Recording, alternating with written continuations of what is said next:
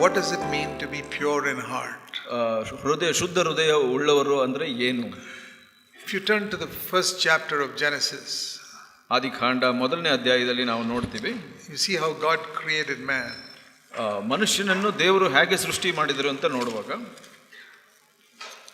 in Genesis chapter 1 we read about many things that God made.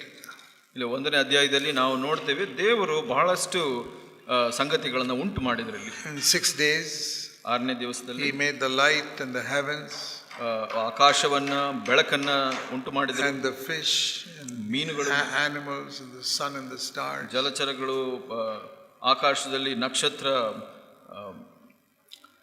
and ಸೂರ್ಯ ನಕ್ಷತ್ರಗಳು. But he never said anything before making these. He just made them.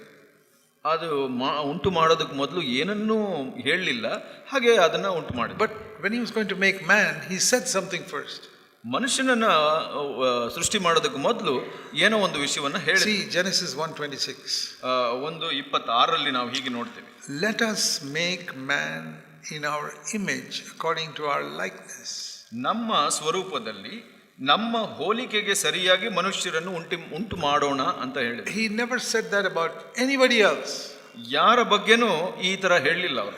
He had made millions of angels before he made man.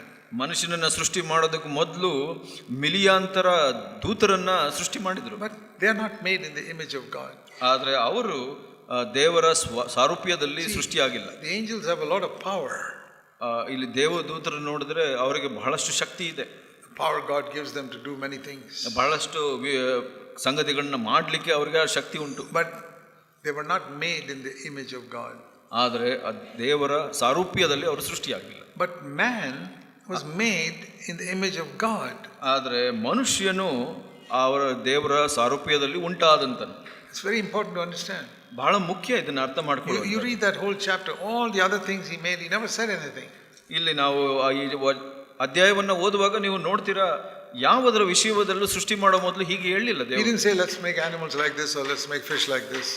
ಅಲ್ಲಿ ಮೀನುಗಳನ್ನ ಪ್ರಾಣಿಗಳನ್ನ ಹೀಗೆ ಮಾಡೋಣ ಅಂತ ಹೇಳಲಿಲ್ಲ ಅವರು. He just made them. ಅವ್ರನ್ನ ಅದನ್ನ ಹಾಗೆ ಸೃಷ್ಟಿ ಮಾಡಿದ್ರು. Only when he came to man he said something first. ಮನುಷ್ಯನನ್ನ ಸೃಷ್ಟಿ ಮಾಡೋದಕ್ಕೆ ಮೊದಲೇ ಏನೋ ಒಂದು ವಿಷಯವನ್ನ ಹೇಳಿ, let us make man in our image. ನಮ್ಮ ಸಾರೂಪ್ಯದಲ್ಲಿ ಮನುಷ್ಯರನ್ನು ಉಂಟು ಮಾಡೋಣ. He wanted man to be his son. ಯಾಕೆ ಅಂದ್ರೆ ಮನುಷ್ಯನಲ್ಲಿ ತನ್ನ ಮಗನನ್ನ ಸೃಷ್ಟಿ ಮಾಡೋದಕ್ಕೆ. God created us to be his sons and daughters. ನಮ್ಮನ್ನ ದೇವರು ಸೃಷ್ಟಿ ಮಾಡಿರೋದು ತನ್ನ ಮಗನು ಮಗಳಾಗಿ, not servants, ಸೇವಕರಾಗಿ ಅಲ್ಲ. sons and daughters. ಕುಮಾರ ಕುಮಾರಿಯರು ಅಂತ ಹೇಳುತ್ತೆ. You know the difference between a son and a servant? ಒಬ್ಬ ಮಗನಿಗೂ ಒಬ್ಬ ಸೇವಕನಿಗೂ ವ್ಯತ್ಯಾಸ ಗೊತ್ತಲ್ಲ ನಿಮ್ಗೆ? So he did not create us to be servants, he created us to be sons. ನಮ್ಮನ್ನ ಒಬ್ಬ ಸೇವಕನಾಗಿ ಸೃಷ್ಟಿ ಮಾಡಿಲ್ಲ, ಆದರೆ ಮಕ್ಕಳಾಗಿ ಸೃಷ್ಟಿ ಮಾಡಿದ್ರು. And he wanted man to reflect his likeness. ಹಾಗೆ ನಾವು ನೋಡ್ತೇವೆ, ಮನುಷ್ಯನು ತನ್ನ ಸಾರೂಪ್ಯವನ್ನ ಪ್ರಚುರಪಡಿಸಬೇಕು ಅಂತ ಸೃಷ್ಟಿ ಮಾಡಿದನು. But unfortunately Adam sinned. ದುರದೃಷ್ಟವಶಾತ್ ಆದಾಮನು ಪಾಪ ಮಾಡಿದನು. When he and his wife sinned, ಆತನ ಹೆಂಡತಿ ಪಾಪ ಮಾಡಿದ, God sent them out of his presence. ಆತನ ಪ್ರಸ್ತುತತೆಯಿಂದ ಅವ್ರನ್ನ ಹೊರಗಡೆ ಕಳಿಸ್ಬಿಟ್ರು. So there's something we can learn there. ಇಲ್ಲಿ ಕೂಡ ನಾವು ಒಂದನ್ನು ಕಲ್ತ್ಕೊಳ್ಬಹುದು. Most of you would have read Genesis chapter 3.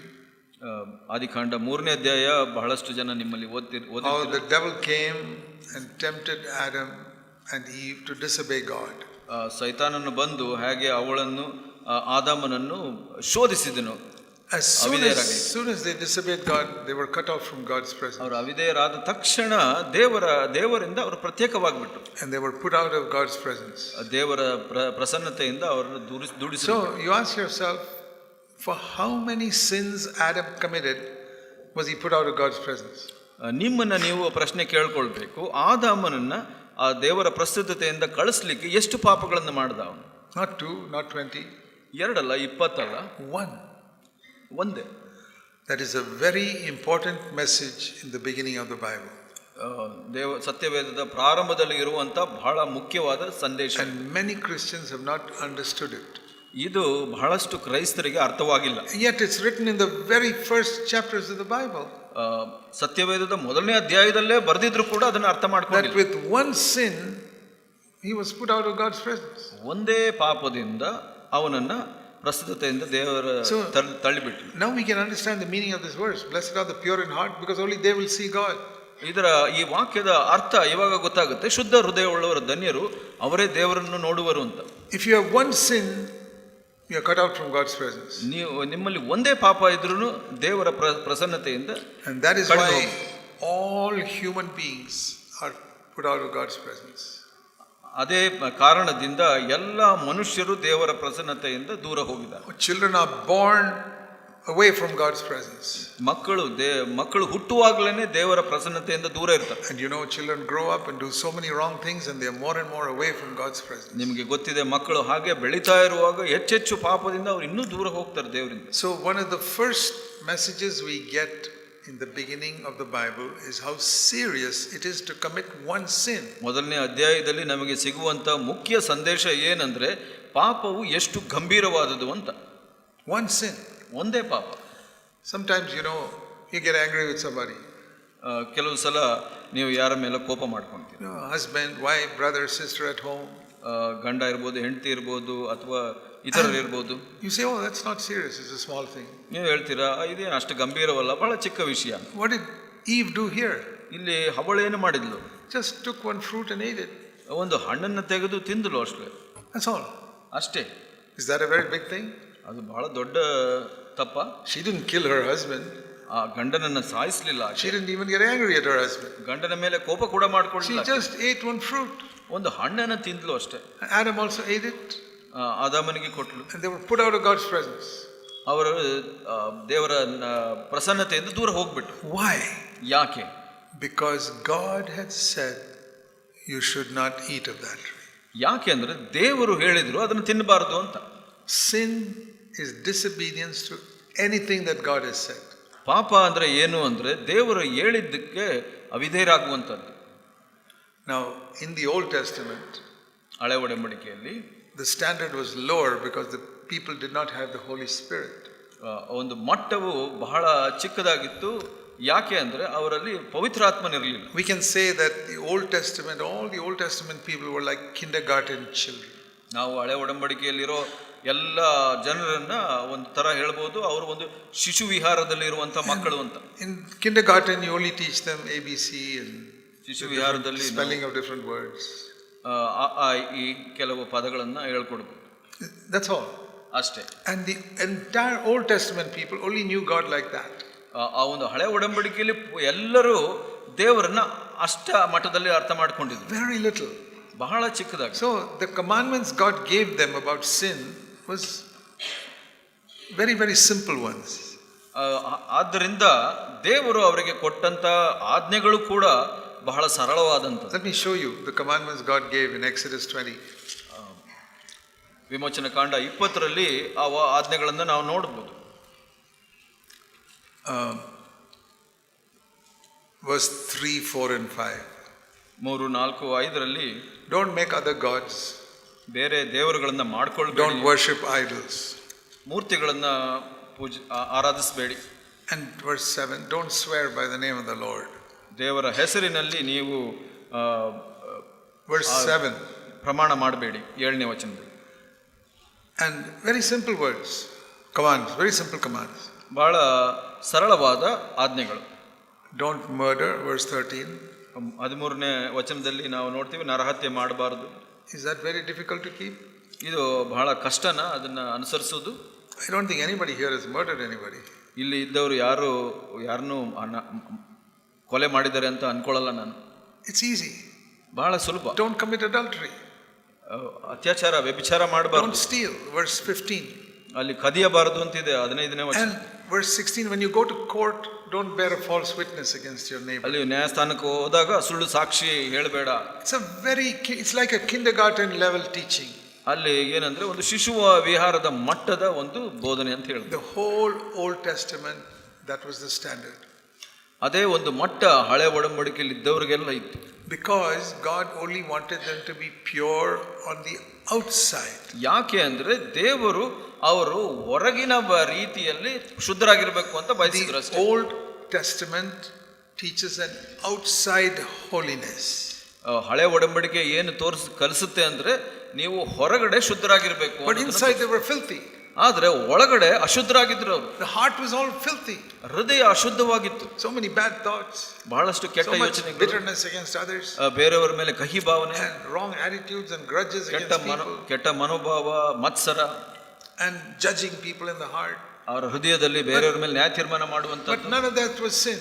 ಅದೆಲ್ಲ ಪಾಪವಾಗಿರಲಿಲ್ಲ. Only if you did something on the outside. ನೀವು ಹೊರಗಡೆ ಏನಾದ್ರೂ ಮಾಡಿದ್ರೆ ಮಾತ್ರ, kill somebody, ನೀವು ಹೋಗಿ ಯಾರನ್ನಾದ್ರೂ ಕೊಲೆ ಮಾಡಿದ್ರೆ, be unfaithful to your wife and go and commit adultery, ಹೆಂಡತಿಗೆ ನಂಬಿಗಸ್ತನಲ್ಲದೆ ನೀನು ಹೋಗಿ ವ್ಯಭಿಚಾರ ಮಾಡಿದ್ರೆ, steal somebody else's property, ಬೇರೆಯವರ ವಸ್ತುಗಳನ್ನು ನೀವು ಕದ್ರೆ. So we can say it was very easy to live by Old Testament standards. ನಾವು ಹೇಳಬಹುದು ಹಳೆ ಒಡಂಬಡಿಕೆಯ ಮಟ್ಟದಲ್ಲಿ ಜೀವಿಸುವುದು ಬಹಳ ಸುಲಭ ಅಂತ. But they could not see God. ಆದ್ರೆ ದೇವರನ್ನ ಕಾಣಲಿಲ್ಲ. Because only the pure in heart can see God. ಯಾಕೆ ಅಂದ್ರೆ ಹೃದಯದಲ್ಲಿ ಶುದ್ಧರು ಮಾತ್ರ ದೇವರನ್ನ ನೋಡ್ಲಿಕ್ಕೆ ಸಾಧ್ಯ. That's why only Moses could go up into the mountain and see God. You read. ಅದಕ್ಕಾಗಿ ಮೋಶೆ ಮಾತ್ರ ಒಂದು ಪರ್ವತದ ಮೇಲೆ ಹೋಗಿ ದೇವರನ್ನ ನೋಡ್ಲಿಕ್ಕೆ ಸಾಧ್ಯವಾಯಿತು.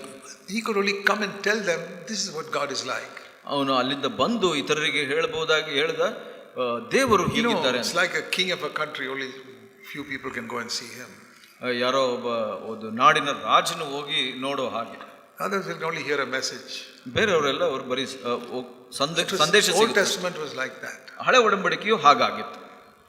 And because their hearts were unclean. ಯಾಕೆ ಅಂದ್ರೆ ಅವರ ಹೃದಯವು ಅಶುದ್ಧವಾಗಿತ್ತು. But when you come to the New Testament, ನೀವು ಹೊಸ ಒಡಂಬಡಿಕೆಗೆ ಬಂದಾಗ the thing changes. ಪೂರ್ಣವಾಗಿ ಬದಲಾಗುತ್ತೆ. Jesus says in Matthew 5, ಮತ್ತಾಯ 5ರಲ್ಲಿ ಯೇಸು ಸ್ವಾಮಿ ಹೇಳಿದ್ರು, now you can see God. ನೀವು ಇವರ ದೇವರನ್ನ ನೋಡಬಹುದು. You can come face to face with him in your heart. ನಿಮ್ಮ ಹೃದಯದಲ್ಲಿ ಆತನ ಮುಂದೆ ಮುಖಾಮುಖಿಯಾಗಿ ಬರಬಹುದು.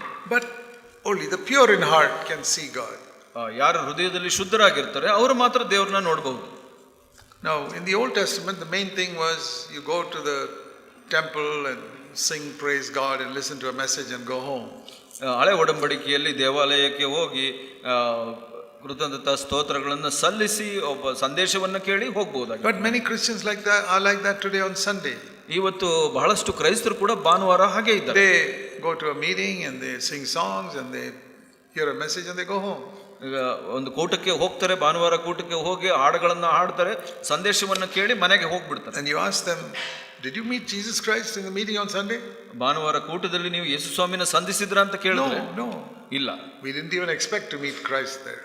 ಅಲ್ಲಿ ನಾವು ಅದನ್ನ ಯೋಚಿಸಲೇ ಕೂಡ ಇಲ್ಲ ಯೇಸು ಸ್ವಾಮಿನ ಸಂಧಿಸಬೇಕು ಅಂತ. We sang nice songs. ಒಳ್ಳೆ ಹಾಡುಗಳನ್ನ ಹಾಡಿದ್ವಿ. We were supposed to be singing them to Jesus, but we were not very conscious of his presence there in the meeting at all.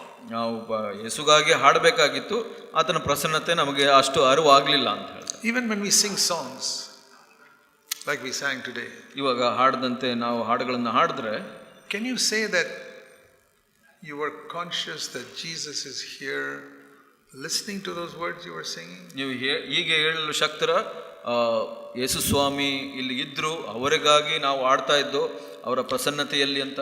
No. ಇಲ್ಲ. We were singing, everybody else is singing, we also sing. ಎಲ್ಲರೂ ಹಾಡ್ತಾ ಇದ್ರು, ಅದಕ್ಕೆ ನಾವು ಹಾಡ್ದು. But it's not supposed to be like that. ಅದು ಹಾಗೆ ಇರಬಾರ್ದು. In the New Testament we can sense the presence of Christ in the meeting. ಹೊಸ ಒಡಂಬಡಿಕೆಯಲ್ಲಿ ನಾವು ದೇವರ ಪ್ರಸನ್ನತೆಯನ್ನ ಅನುಭವಿಸಬಹುದು ಕೂಟಗಳಲ್ಲಿ. And when we hear a message, it's not just a message.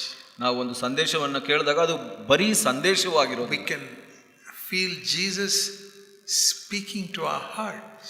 ನಮಗೆ ಆ ಅನುಭವವಾಗುತ್ತೆ, ಯೇಸು ಸ್ವಾಮಿ ನಮ್ಮ ಹೃದಯದಲ್ಲಿ ಮಾತಾಡುವಂಥದ್ದು. And what he is saying to you, the person sitting next to you cannot hear. ನಿಮಗೆ ಏನು ಕೇಳಿಸ್ತಾ ಇದೆಯೋ ನಿಮ್ಮ ಪಕ್ಕದಲ್ಲಿ ಕುಂತವರಿಗೆ ಕೇಳಿಸಲ್ಲ ಅದು. You hear a message and God speaks to your heart, something. ನೀವು ಒಂದು ಸಂದೇಶದಲ್ಲಿ ದೇವರು ನಿಮ್ಮ ಹೃದಯಕ್ಕೆ ಮಾತಾಡೋದನ್ನ next you may not know that. ನಿಮ್ಮ ಜೊತೆ ಪಕ್ಕದಲ್ಲಿ ಕುಳಿತುಕೊಂಡಿರೋ ವ್ಯಕ್ತಿಗೆ ಗೊತ್ತಿಲ್ಲದೆ ಇರಬಹುದು. God is speaking to you personally. ಯಾಕೆ ಅಂದ್ರೆ ದೇವರು ನಿಮಗೆ ವೈಯಕ್ತಿಕವಾಗಿ ಮಾತಾಡ್ತಾ ಇರ್ತಾರೆ. And if you listen to that, ಅದನ್ನ ಕೇಳಿಸಿಕೊಂಡ್ರೆ you will be able to see God in your heart. ನಿಮ್ಮ ಹೃದಯದಲ್ಲಿ ದೇವರನ್ನ ನೋಡಲು ಸಾಧ್ಯವಾಗುತ್ತೆ. God wants you to see him in your heart. ದೇವರು ಆತನನ್ನು ನೋಡಬೇಕು ನೀವು ಅಂತ ಬಯಸ್ತಾರೆ. He wants all of us to see him in our heart. ದೇವರು ಬಯಸ್ತಾರೆ ನೀವು ಎಲ್ಲರೂ ಆತನನ್ನ ನಿಮ್ಮ ಹೃದಯದಲ್ಲಿ He does not ನೋಡಬೇಕು. want us to be like those Old Testament people sitting in a meeting and going home. ದೇವರು ಇದನ್ನ ಬಯಸೋದಿಲ್ಲ, ಹಳೆ ಒಡಂಬಡಿಕೆಯವರ ತರ ಕೂಟಗಳಲ್ಲಿ ಕುಳಿತು ಹಾಡಾಡಿ ಹೋಗುವಂಥದ್ದು. Now I want to tell you another thing. ಇನ್ನೊಂದು ವಿಷಯವನ್ನು The ಹೇಳಿ devil does not want you to know God. ಆದ್ರೆ ಸೈತಾನನ್ನು ನೀವು ದೇವರನ್ನ ಅರ್ಥಕೊಳ್ಬಾರ್ದು ಅಂತ ಯೋಚನೆ ಮಾಡ್ತೀವಿ. You read in Genesis 3. ಆದಿಕಾಂಡ 3ರಲ್ಲಿ ನಾವು As soon ನೋಡ್ತೀವಿ, as Adam and Eve went into the garden, ಅಲ್ಲಿ ಆದಾಮ ಮತ್ತು ಹವ್ವಳು ಎದೆನ್ ತೋಟಕ್ಕೆ ಹೋದಾಗ the devil immediately came to separate them from God. ಸೈತಾನನು ಬಹಳ ಬೇಗ ತಕ್ಷಣ ಬಂದನು ಅವರನ್ನ ದೇವರಿಂದ ದೂರ ಮಾಡ್ಲಿಕ್ಕೆ. I want you to know that all the time Satan's aim is to separate you from God. ನಾನು ನಿಮಗೆ ತಿಳ್ಕೊಳ್ಬೇಕು ಅಂತ ಇಷ್ಟಪಡ್ತೇನೆ, ಸೈತಾನನು ಯಾವಾಗಲೂ ನೀವು ದೇವರಿಂದ ಪ್ರತ್ಯೇಕವಾಗಬೇಕು ಅನ್ನೋದನ್ನ ಬಯಸ್ತಾ ಇರ್ತಾನೆ. Why does the devil tell you to get angry with your wife and shout at her? ಯಾಕೆ ಸೈತಾನನು ನೀವು ನಿಮ್ಮ ಹೆಂಡತಿ ಮೇಲೆ ಕೋಪ ಮಾಡಿಕೊಂಡು ಕಿರ್ಚಬೇಕು ಅಂತ ಹೇಳ್ತಾನೆ? I'll tell you. ಹೇಳ್ತೀನಿ ನಾನು. It's got nothing to do with you or your wife. ನೀವು ನಿಮ್ಮ ಹೆಂಡತಿಗೆ ಸಂಬಂಧವಾದ He wants to separate you from God, that's all. ಆತನ ಸೈತಾನನು ನಿಮ್ಮನ್ನ ದೇವರಿಂದ ದೂರ ಇಡಬೇಕು ಅಂತ ಬಯಸ್ತಾನೆ, ಅದಕ್ಕಾಗಿ. Why does the devil tell you to do something wrong in your business? ನಿಮ್ಮ ವ್ಯವಹಾರದಲ್ಲಿ ಒಂದು ತಪ್ಪನ್ನ ಮಾಡಬೇಕು ಅಂದ್ರೆ ಸೈತಾನನು ಯಾಕೆ ಪ್ರಚೋದಿಸ್ತಾನೆ? Cheat somebody of money.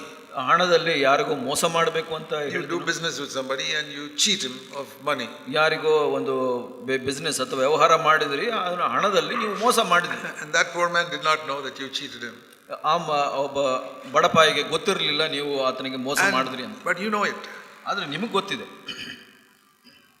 Why does the devil make you do it? ಯಾಕೆ ಸೈತಾನ ನಿಮಗೆ ಮಾಡ್ಲಿಕ್ಕೆ ಹೇಳಿದ್ರು? Because he knows then you'll be separated from God. ಯಾಕೆಂದ್ರೆ ಅವನಿಗೆ ಗೊತ್ತಿದೆ ನೀವು ದೇವರಿಂದ ದೂರ ಹೋಗ್ತೀರಾ ಅಂತ. You cheat somebody, you will definitely be separated from God. ನೀವು ಒಬ್ಬರಿಗೆ ಮೋಸ ಮಾಡಿದ್ರೆ ನೀವು ದೇವರಿಂದ ದೂರ ಹೋಗ್ತೀರಾ. Little things like this. ಹೀಗೆ ಈ ತರ ಚಿಕ್ಕ ವಿಷಯಗಳು. God has given us who are married a wife. ದೇವರು ಒಬ್ಬ ಹೆಂಡತಿಯನ್ನ ಮದುವೆ ಆಗಬೇಕು ಅಂತ ಕೊಟ್ಟಿದ್ದಾರೆ. ಹಾಗೆ we must enjoy the beauty and face of our wife. ನಾವು ಆಕೆಯ ಸುಂದರತೆಯನ್ನ ಅನುಭವಿಸಬೇಕು ಅಂತ ದೇವರು ಕೊಟ್ಟಿದ್ದಾರೆ. ಹಾಗೆ your wife may not be beautiful to other people but must be beautiful to you. ನಿಮ್ಮ ಹೆಂಡತಿ ಇತರರಿಗೆ ಸುಂದರವಾಗಿ ಕಾಣಿಸದೇ ಇರಬಹುದು, ಆದ್ರೆ ನಿಮಗೆ ಸುಂದರವಾಗಿರಬೇಕು. But if you look at some other woman who is not your wife, ನೀವು ಬೇರೆ ಹೆಣ್ಣನ್ನ ನಿಮ್ಮ ಹೆಂಡತಿ ಅಲ್ಲದಂತವಳನ್ನ ನೀವು ನೋಡಿದ್ರೆ and you start admiring that woman, ಆಕೆನ ನೀವು ಹೆಚ್ಚಳ, that is the devil. ಆಕೆನ ಮೆಚ್ಚಿಕೊಳ್ಳಿಕ್ಕೆ ನೀವು ಪ್ರಯತ್ನ ಮಾಡಿದ್ರೆ that's the devil. ಅದು ಸೈತಾನನ. He makes you do it so he knows that you'll be cut off from God. ಯಾಕೆ ಆತನು ಮಾಡ್ಲಿಕ್ಕೆ ಹೇಳ್ತಾನೆ ಅಂದ್ರೆ ನೀವು ದೇವರಿಂದ ಪ್ರತ್ಯೇಕವಾಗಬೇಕು. And then in their heart they don't see God, they see that woman. ನಿಮ್ಮ ಹೃದಯದಲ್ಲಿ ದೇವರನ್ನ ನೋಡೋದಿಲ್ಲ, ನೀವು ಆಕೆಯನ್ನ ನೋಡ್ತೀರಾ. There are many men like that. ಬಹಳಷ್ಟು ಗಂಡಸರು ಹಾಗೆ. In their heart they don't see God, they see some woman. ಹೃದಯದಲ್ಲಿ ಅವರು ದೇವರನ್ನ ನೋಡೋದಿಲ್ಲ, ಈತರ ಹೆಣ್ಣನ್ನ ನೋಡ್ತಾರೆ. Another day another woman. ಇನ್ನೊಂದು ದಿವಸ ಇನ್ನೊಂದು ಹೆಣ್ಣು. And then in some cinema or television some other woman. Television ಅಲ್ಲಿ ಇನ್ನೊಂದು ಹೆಣ್ಣು. And they never see God. ಹಾಗೆ ಮಾಡೋದ್ರಿಂದ ಅವರು ದೇವರನ್ನ ನೋಡೋದನ್ನ ಕಳ್ಕೊಂಡು ಬಿಡ್ತಾರೆ. God is testing you. ದೇವರು ನಿಮ್ಮನ್ನ ಪರೀಕ್ಷೆ ಮಾಡ್ತಾರೆ. Whom do you want to see? ಯಾರನ್ನ ನೋಡ್ಬೇಕು ನೀವು? Do you want to see me? ನನ್ನ ನೋಡ್ಬೇಕಾ?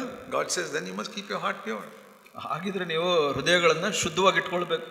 It's a wonderful thing to see God in your heart. ನಮ್ಮ ಹೃದಯದಲ್ಲಿ ದೇವರನ್ನ ನೋಡುವಂತದ್ದು ಬಹಳ ಅದ್ಭುತವಾದ ಸಂಗತಿ. He will guide you.